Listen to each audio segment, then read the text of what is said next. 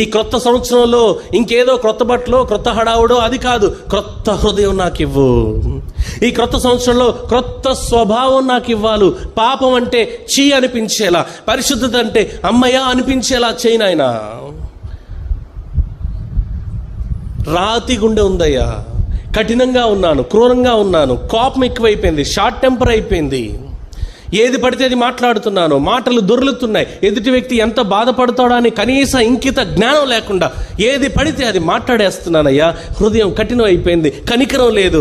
కనపడ్డ ప్రతి ఒక్కరిని, వాళ్ళ బట్టలు ఎలా ఉన్నాయి, వాళ్ళ మాటలు ఎలా ఉన్నాయి, వాళ్ళ జుట్టు ఎలా ఉంది, వాళ్ళ తొడుక్కున్న చెప్పులు ఎలా ఉన్నాయి, వాళ్ళు ఎలా కూర్చుంటున్నారు, నా రంది ఇదే అయిపోయింది ప్రభువా. తీర్పు తీర్చడమే అయిపోయింది, హృదయం కఠినం అయిపోయింది. బుద్ధి మాలాను, క్షమించి మెత్తని హృదయం ఇస్తావా? మాంసపు హృదయం ఇస్తావా? ఇస్తా అన్నావు కదా. ఈ సంవత్సరం నాకు కఠిన